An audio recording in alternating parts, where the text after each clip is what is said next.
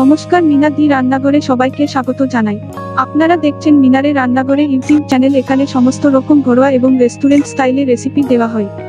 আমার এই ইউটিউব চ্যানেলটি যারা এখনো সাবস্ক্রাইব করেননি তারা সাবস্ক্রাইব করে নিন, আর যারা সাবস্ক্রাইব করেছেন তাদেরকে অসংখ্য ধন্যবাদ। নমস্কার আমার প্রিয় দর্শক বন্ধুরা, মিনাদির রান্নাঘরে আপনাদের সবাইকে স্বাগত। আমি এসে গেছি আজ আবার একটা নতুন রেসিপি নিয়ে। এটা একটা নতুন ধরনের পায়েস, ক্যারামেলাইজড পায়েস। এটা দেখতে যেরকম সুন্দর লাগে তেমনি খেতেও খুব সুস্বাদু হয়।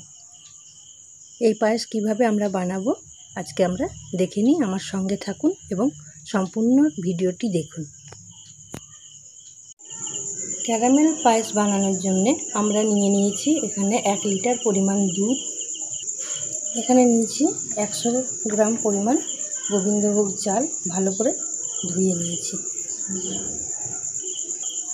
এখানে নিয়েছি 200 গ্রাম মতো চিনি, আর নিয়েছি এখানে কিছু ড্রাই ফ্রুটস যেমন কাজু, কিশমিশ এবং 3টে এলাচ আমি এভাবে গুঁড়ো করে নিয়েছি।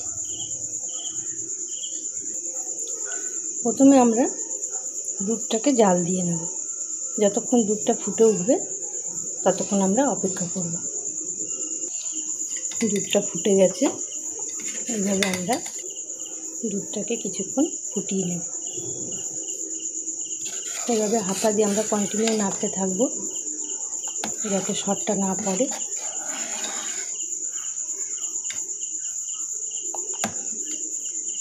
লো টু মিডিয়াম আঁচে আমরা এই দুধটাকে ফোটাই।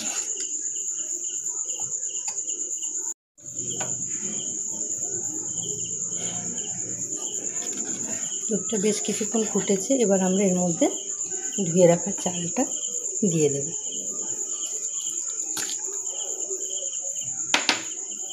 এবং এরকম নাড়তে থাকবো যতক্ষণটা চালটা আমাদের সেদ্ধ হয়ে যাচ্ছে।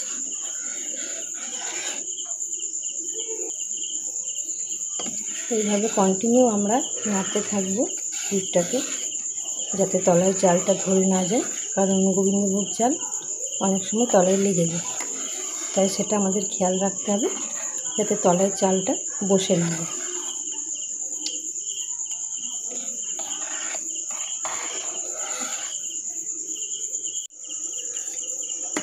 চালটা কিছুটা সেদ্ধ হয়ে এসছে, এটা আরেকটু হবে। এটা যতক্ষণ সেদ্ধ হবে চালটা ততক্ষণ আমরা চিনিটাকে ক্যারামেলাইজড করে নেব। এখানে আমি অন্য একটা গ্যাসে চিনিটা বসিয়ে দিয়েছি এবং এটাকে আমি ক্যারামেলাইজড করে নেব।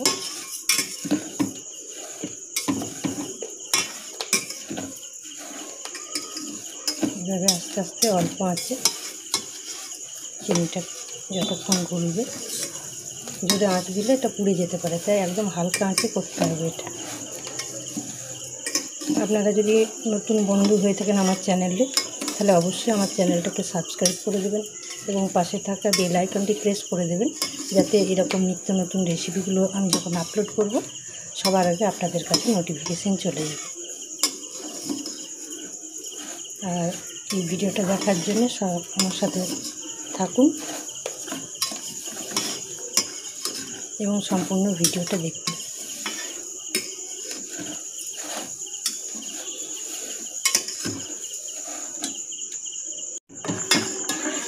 দেখুন আস্তে আস্তে চিনির কালারটা চেঞ্জ হয়ে এসছে। চিনিটা আস্তে আস্তে গলে যাবে এবং এইভাবে কালারটা চেঞ্জ হয়ে যাবে।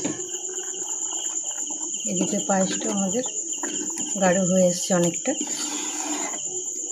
এবং চালটাও সেদ্ধ হয়ে গেছে।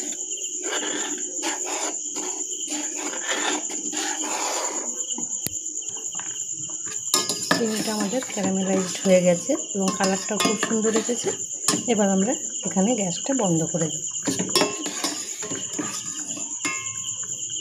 এবং কিছুক্ষণ এটা ঠান্ডা হতে দেব। এবার আমি পায়েসের মধ্যে গুঁড়ো করে রাখা এই এলাচগুলো দিয়ে দেবো এবং কিছুটা কাজু বাদাম আমি এখানে অল্প গুঁড়ো করে রেখেছি সেগুলো দিয়ে দেবো, আর কিছুটা পরিমাণ কিশমিশ এখানে দিয়ে দেবো।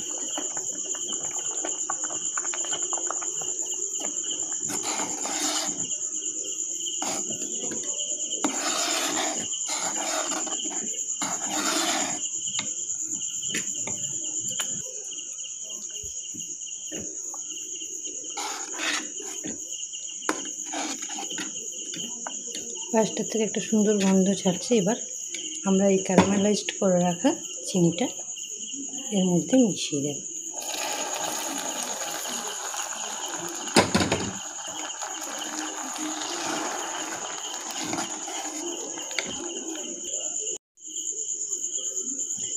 পায়েসটায় খুব সুন্দর একটা কালার এসে গেছে এবং এটা আমাদের একদম রেডি। এটা এবার আমরা সার্ভিং বলে ঢেলে নেব।